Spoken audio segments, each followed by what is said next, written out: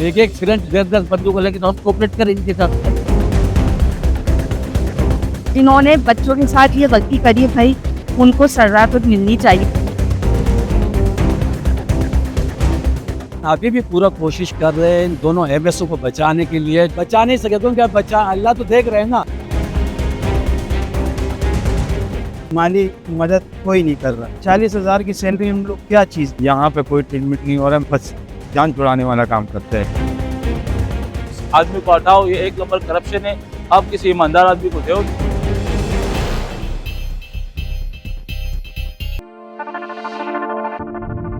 अगस्त के महीने में बच्चों को यहाँ बुखार की वजह से लाया हूँ। दोनों बच्चे बुखार में, एक ही बेड पे बच्चों को लिटाया था और बेड सारे, किसी बेड में 3 बच्चे थे, किसी में 4 बच्चे थे, किसी में 2 थे। इस्तेमाल शुदा सिरिंज इन लोगों ने इस्तेमाल किया बच्चों पे।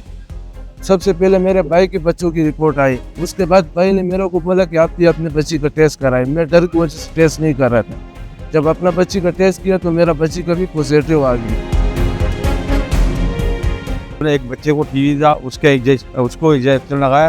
वो इंजेक्शन मेरे बच्चे को लगा रहा था। मेरी वाइफ ने उसको बोला ये क्यों लगा रहा है, बोला ये तो खिलौना में लग रहा है। तो इस तरह इन लोगों ने हरकत, हमें तो पता नहीं था ये इससे जो है ना ये बीमारी फैलती, वरना हम उसको उसी टाइम पकड़ लेते। मेरे अपने मैके वाले मेरी मदर हो गई। जब उनको पता चला, तब मिनहाल जो बच्ची है उनकी मदर की मेरे पास कॉल आई थी। तो तब कहनी ये तो इतनी खतरनाक बीमारी है, इसमें तो बच्चे के बर्तन अलग करने पड़ते हैं, ये अलग करना पड़ता है। मेरी अपनी वालदा, जिनको फिर मैंने झूठ बोला कि नहीं अम्नू इसकी निगेटिव आएगी, क्योंकि मैं अपनी वालदा के साथ ही रहती हूँ।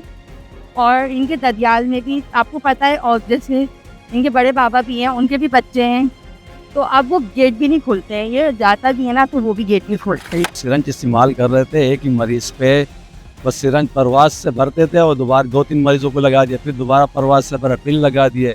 ये असल हुआ है सिरंज की वजह से। यहाँ पर वो एक ही वाइल और एक ही सिरिंज इस्तेमाल करके मल्टीपल पेशेंट्स को लगाते थे। अगर एक बच्चे को वो 10 सीसी की ज़रूरत है, वो 10 सीसी उसमें लिक्विड लेके और एक बच्चे को लगाया, फिर वही सिरिंज लेके दूसरे बच्चों को अगर 15 ml की जो ज़रूरत है, सीसी की ज़रूरत है, तो वो 15 ml लेके वो तीसरे बच्चों को लगाया। इसी तरह मुतवातिर तसलसल के साथ वो तादाद बढ़ती गई। इस बच्चे का कसूर क्या था कि इसने तो अभी नए दुनिया में आके खोली थी, 8 महीना हुआ था। उसके बाद इसको वली का इतना बड़ा तोहफा दे दिया कि जिंदगी पर रोना रोड। माली मदद कोई नहीं कर रहा।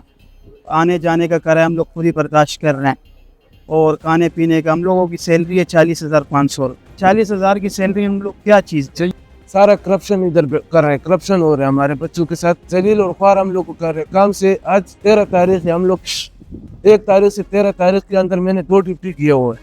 11 दिन मेरा छुट्टी आया हूँ, किराया के घर में रह रहा हूँ। मैं कहाँ से दूंगा ये सब कुछ। यहाँ पे कोई ट्रीटमेंट नहीं हो रहा है। मैं जो है ना 3 इंफेक्शन लेके जाता हूँ, यहाँ पे कोई ट्रीटमेंट नहीं करते, कोई सही दवाई नहीं देते। यहाँ पे बस जान छुड़ाने वाला काम करते हैं। एमएस से क्या, मैंने सबसे पहले कमिश्नर को कंप्लेन की थी सितंबर के एंड में 2025 में। अभी जो कमिश्नर है ये नहीं, इससे पहले जो एक और कमिश्नर था सदर रेजवी, फिर उन्होंने एक इंक्वायरी बिठाई थी यहाँ। इंक्वायरी के बाद उन्होंने कुछ इंक्वायरी का रिपोर्ट मुझे तो दिया नहीं है, उस टाइम की जो इंक्वायरी हमने की थी। और उसके बाद उस पर जब असर नहीं हुआ ना, उसकी इंक्वायरी जो कंप्लेन मैंने की, कोई रिजल्ट नहीं निकल रहा था, फिर मैंने साइड एसोसिएशन में दरखास्त जमा करवाई, जो मजदूरों के पैसे यहाँ जमा कराते हैं, उनसे भी नहीं हुआ। फिर मैंने मुतसिब आला सिंध सूबाई जो मुतसिब आला है सोहेल राजपूत साहब, उनको एक कंप्लेन जमा करवाई। ये सब कुछ ओसी से हो रहा है, जो एक्शन ओसी ने लिए। तो ये जो आजकल जो आम हो गया ना, ये एक्शन उन्होंने लिए तो मुतसिब आला की वजह से। पैदाइश के बाद 3 दिन इन लोगों ने एडमिट किया था। उस दौरान इनसे गलत इंजेक्शन लगने की वजह से बच्चे को HIV भी हुआ है। उसके बाद ये 6 महीने हम मुख्तलिफ अस्पतालों में घुमाते रहे, पता नहीं लगा। जब दोबारा HIV का टेस्ट करवाया तो HIV पॉजिटिव आया। अब यहाँ से मैं कहाँ फोटो कॉपी करवाने का, यहाँ में दूर है, मैं बच्चों को लेके कहाँ सही बस सिर्फ जिल्लत मिल रही है, कुछ नहीं मिल रहा, कोई अच्छा ट्रीटमेंट वगैरह कुछ भी नहीं है। तो इंक्वायरी रिपोर्ट है, उसमें साफ साफ कह दिया गया है कि जिसमें सबका DMSs हैं, 3 DMSs थे और 2 MS साहिबान, गुलाम मुस्तफ़ा अबलो, मुमताज़ शेख, और इसके साथ साथ डॉक्टर अमानुल्लाह मेमन और उनके साथ पीट्स की एक और डॉक्टर थी। उनके लिए उन्होंने कहा था कि इनको टर्मिनेट किया जाए, लेकिन अभी तक वो सिर्फ दावे और वादे ही हैं, उस पर कोई अमली काम नहीं हुआ। लेकिन 20 जुलाई को इंशाल्लाह कोर्ट में हेयरिंग है, उस पर हमने पटिशन दायर की है उम्मीद है कि वहाँ से जो है इन बच्चों को इंसाफ मिल सके। इनका एक मेडिकल एडवाइज़र था सादत मेमन, डॉक्टर सादत मेमन, वो आया था यहाँ पर। जब हम लोगों ने आवाज़ उठाई तो आया तो हमारी मीटिंग के साथ ही तो ये बोल रहा था कि ये यहाँ से तो हुआ नहीं है। साफ इनकार उसने किया, बोले ये बाद जो क्लिनिकों में डॉक्टर बैठे ये उनकी वजह से हुए, जो उस टाइम के एमएस थे। लेकिन उन दोनों को बचाने के लिए डॉक्टर सादत मेमन ने पूरी कोशिश की है, पूरी कोशिश, क्योंकि इन्हीं के ग्रुप का बंद है वो। पूरी कोशिश उन्होंने की कि हम दोनों को बचा दें, लेकिन बचा नहीं सके, क्योंकि अब बचा अल्लाह तो देख रहे हैं ना। कैसे कोऑपरेट करें मैनेजमेंट के साथ, कैसे कोऑपरेट करें बताओ मुझे। मैनेजमेंट हमारे साथ कोऑपरेट करे, क्या हम मैनेजमेंट के साथ कोऑपरेट करें? एक सिलेंडर 10 बंदों को लेकर तो कोऑपरेट करें इनके साथ। ये तो जिंदगी भर चलता रहेगा ना, ये तो आप वो कह रहे कि बोलिए के बगैर चल ही नहीं सकते, बोलिए चलती रहेगी, मेडिसिन चलता रहेगा। हमारा तो यही मुतालबा है कि हमारा बच्चों का इलाज अच्छे से अच्छा हो जाए आगा खान अस्पताल से। यहाँ पे हमारा यकीन नहीं है इस हॉस्पिटल में।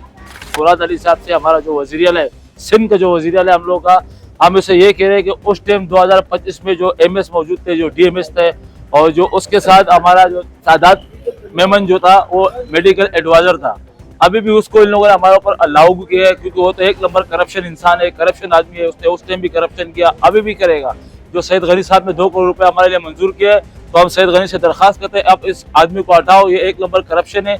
अब किसी ईमानदार आदमी को दो ताकि हमारा बच्चों का हक हमें मिल जाए और हमें सुकून दे।